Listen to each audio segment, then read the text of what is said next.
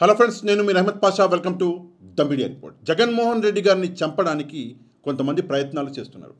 రాజకీయంగా ఆయన్ని ఎదుర్కొనే దమ్ము లేని కొంతమంది సన్నాసులు, ఎదవలు జగన్మోహన్ రెడ్డి గారిని చంపడానికి ఒక పెద్ద పథకం, ఒక ప్లాన్ అనేది తయారు చేసుకుంటున్నారు. ప్రపంచంలో ఏ లీడర్నైనా, ఏ నాయకుడినైనా చంపాలి అంటే ముందుగా ఆ నాయకుడి, ఆ లీడర్ యొక్క భద్రత ఏదైతే ఉంటుందో, సెక్యూరిటీ, దాన్ని మెల్లమెల్లగా తగ్గించేస్తారు. దాని తర్వాత ఆ నాయకుడి మీద ఒక అటాక్ అనేది చేస్తారు, ఆ నాయకుడిని చంపేస్తారు. ఇది నాయకులని, లీడర్ని చంపే పద్ధతి మనం చరిత్రలో చూసాం చాలాసార్లు. సేమ్ అదే పద్ధతి ఇక్కడ అవలంబిస్తున్నారు.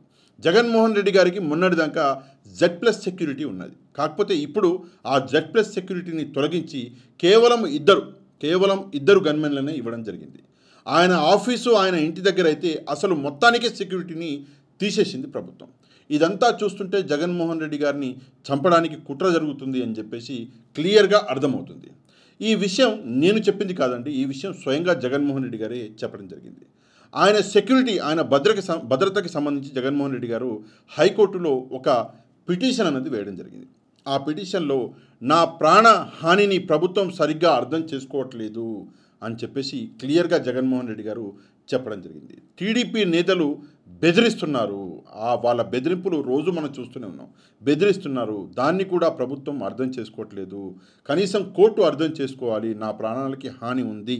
నాకు జూన్ 3వ తారీఖు 2024 రోజు ఏదైతే భద్రత ఉండేనో, అంటే Z+ కేటగిరీ సెక్యూరిటీ ఏదైతే ఉండేనో, అదే Z+ కేటగిరీ సెక్యూరిటీ నాకు తిరిగి ఇవ్వాలి అని చెప్పేసి జగన్మోహన్ రెడ్డి గారు హైకోర్టుని కోరడం జరిగింది.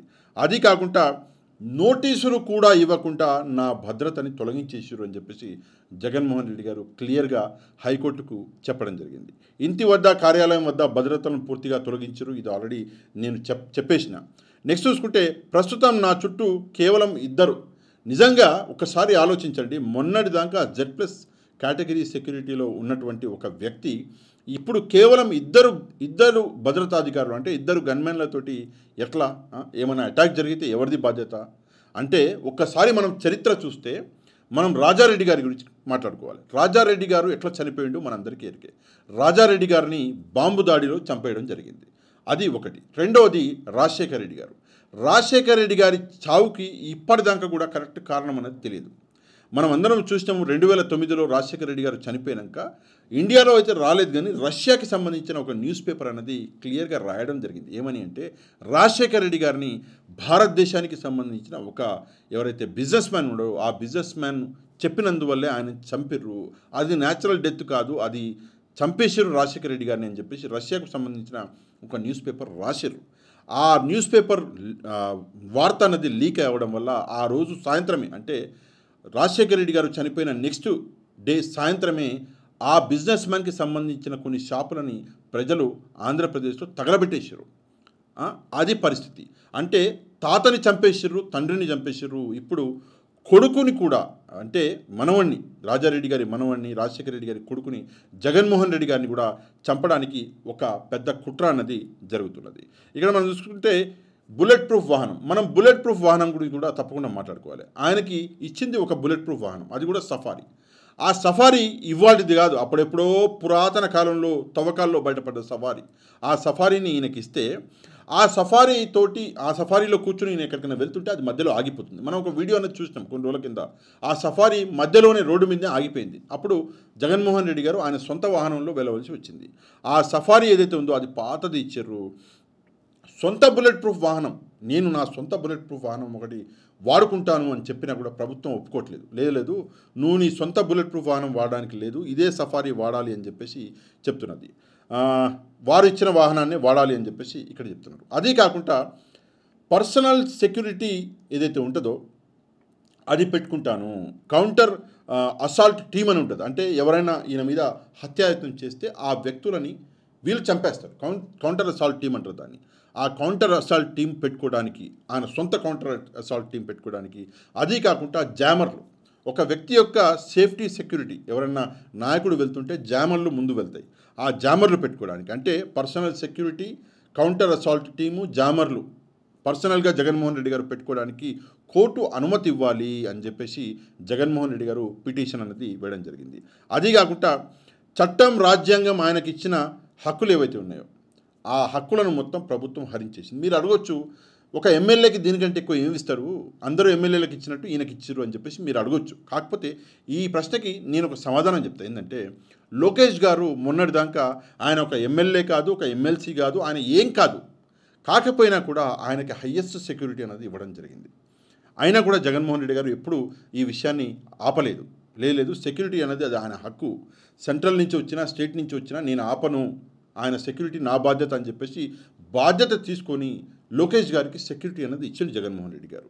అది కాకుండా ఇంకో దరిద్రం ఏంటంటే జగన్మోహన్ రెడ్డి గారి సెక్యూరిటీ తగ్గుతున్నది, జగన్మోహన్ రెడ్డి గారి ప్రాణాలకి ప్రమాదం ఉన్నది అని చెప్పేసి కేంద్రానికి వైసీపీ పార్టీ లేఖ రాయడం జరిగింది. అయ్యా దీని మీద స్పందించండి, దయచేసి ఆయన సెక్యూరిటీని మళ్ళీ రీస్టోర్ చేయండి అని చెప్పేసి లేఖ రాస్తే కేంద్ర ప్రభుత్వం ఇప్పటిదాకా కూడా అసలు దాని మీద స్పందించలేదు. కాకపోతే ఫైనల్గా నిన్న అంటే మండే రోజు జగన్మోహన్ రెడ్డి గారు కోర్టుకు వెళ్ళడం జరిగింది. కోర్టు ఈ వాదనలన్నీ విని రేపు అంటే బుధవారం రోజు దీని మీద తీర్పు అన్నది ఇచ్చే అవకాశం ఉన్నది. అందులో ఎట్లాంటి సందేహం లేదు. నెక్స్ట్ చూసుకుంటే ఇక్కడ ఇంకో టాపిక్ ఉందండి. ఏంటంటే అపోజిషన్ లీడర్. మన అందరికీ తెలుసు ఆంధ్రప్రదేశ్లో ఉన్నదే ఎన్ని పార్టీలు, అన్ని పార్టీలు కూడా కూటమిలో ఉన్నాయి. ఫర్ ఎగ్జాంపుల్ ఉన్న పార్టీలు ఎన్ని అంటే ఎమ్మెల్యేలు ఉన్న పార్టీలు ఎన్ని? 1 టీడీపీ, 2 జనసేన, 3 బీజేపీ, 4 వైసీపీ. ఈ 4 పార్టీలకే ఎమ్మెల్యేలు ఉన్నారు. ఈ 4 పార్టీలలో 3 పార్టీలు మొత్తం కూటమిలో ఉన్నాయి కాబట్టి మిగిలింది కేవలం వైసీపీ అన్న పార్టీ. అట్లాంటప్పుడు అపోజిషన్ అన్నది వైసీపీకే ఇవ్వాలి కదా. కానీ కావాలని చెప్పేసి అపోజిషన్ హోదా అన్నది జగన్మోహన్ రెడ్డి గారికి ఇవ్వట్లేదు. ఎందుకు ఇవ్వట్లేదు అంటే అపోజిషన్ హోదా అన్నది ఇస్తే జగన్మోహన్ రెడ్డి గారికి సెక్యూరిటీ పెంచాలి. నెక్స్ట్ జగన్మోహన్ రెడ్డి గారికి అసెంబ్లీలో సపరేట్గా మాట్లాడడానికి ప్రత్యేకంగా సమయం ఇవ్వాలి. మూడవది ఆయనకి ప్రత్యేకంగా బండ్లు ఇవ్వాలి. ఆయనకి మొత్తం అంటే ఒక సీఎం తర్వాత హయ్యెస్ట్ సెక్యూరిటీ ఎవరికి ఉంటుంది ఈ స్టేట్లో అంటే ఎవరైతే అపోజిషన్ లీడర్ ఉంటారో ఆయనకి ఉంటుంది. అవన్నీ ఇవ్వాల్సి వస్తుంది అని చెప్పేసి కుట్రపూరితంగానే ఆయనకి అపోజిషన్ లీడర్ పదవి అన్నది ఇవ్వట్లేదు. ఇదంతా చూస్తుంటే ఒకటి ఏంటి అపోజిషన్ లీడర్ పదవి ఇవ్వకపోవడము, రెండోది ఆయనకి పాత డొక్కు కారు ఇవ్వడము, మూడోది ఆయనకున్న Z+ సెక్యూరిటీ తీసేసి కేవలం 2 గన్మెన్లు ఇవ్వడము, నాలుగోది ఆయన ఇంటి వద్ద కార్యాలయం వద్ద ఏదైతే సెక్యూరిటీ ఉన్నదో దాన్ని తొలగించడము. ఇవన్నీ చూస్తుంటే తప్పకుండా జగన్మోహన్ రెడ్డి గారి మీద అటాక్ అన్నది జరగబోతుంది అని చెప్పేసి ఒక అంచనా అన్నది వేయగలుగుతున్నారు. ఈ అంచనా కూడా నేను వేసిందో మీరు వేసిందో కాదు, ఇది డైరెక్ట్గా జగన్మోహన్ రెడ్డి గారే అంచనా వేసి కోర్టు ముందర పెట్టిన విషయాలు ఇప్పుడు నేను అన్ని చెప్పినాయని.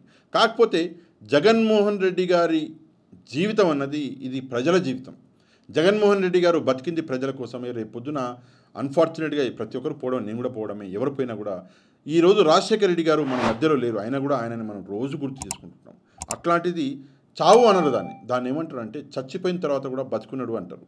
అది నిజమైన చావు. కాకపోతే జగన్మోహన్ రెడ్డి గారు 100 ఏళ్ళు బతకాలి అని, ఆయన ఆరోగ్యాలతో ఉండాలి అని చెప్పేసి మేమందరం కోరుతున్నాము. అట్లనే ప్రభుత్వానికి కూడా కొంచెమైనా సరే మానవత్వం చూపించి ప్రభుత్వం ఆయనకి ఒక మంచి అంటే Z+ కేటగిరీ సెక్యూరిటీ ఏదైతే ఆయనని తొలగించారో ఆ సెక్యూరిటీ మళ్ళీ ఆయనకి ఇవ్వాలి అని చెప్పేసి ఒకటి. రెండోది ఒకవేళ ఇవ్వకపోతే కోర్టు కనీసం జగన్మోహన్ రెడ్డి గారికి ప్రైవేటు వ్యక్తులని అంటే ప్రైవేటు సెక్యూరిటీని, ప్రైవేటు అసాల్ట్ టీంని, ప్రైవేటు జామర్లని పెట్టుకునే అవకాశం కోర్టు అయినా సరే జగన్మోహన్ రెడ్డి గారికి ఇవ్వాలి. ఎందుకు అంటే ప్రస్తుతం రాష్ట్రంలో జరుగుతున్న రావణ కాష్టం ఏదైతే మండుతున్నదో అది మనందరికీ ఎరికే. ఈ మంటలు ఏదో ఒక రోజు జగన్మోహన్ రెడ్డి గారి ఇంటి మీద పడక ముందే కనీసం కోర్టు అయినా సరే ఆయనకి న్యాయం చేయాలి, ఆయనకి భద్రత అన్నది కల్పించాలి అని చెప్పేసి మనందరము ఆశిద్దాము, మనందరం ప్రార్థిద్దాము. తప్పకుండా ఈ వీడియోని వైరల్ చేయండి. వైరల్ చేయడానికి 2 మార్గాలు. ఒకటి, వీడియో కింద ఉన్న లైక్ బటన్ని ప్రెస్ చేయండి. రెండోది, ఈ వీడియోని మీకు తెలిసిన వాళ్ళందరికీ మీ వాట్సాప్ గ్రూపులలో మీ వీడియో యొక్క లింకుని పంపించండి. తప్పకుండా మనం నెక్స్ట్ వీడియోలో కలుస్తున్నాం. అంతవరకు థ్యాంక్ యూ వెరీ మచ్. జై హింద్.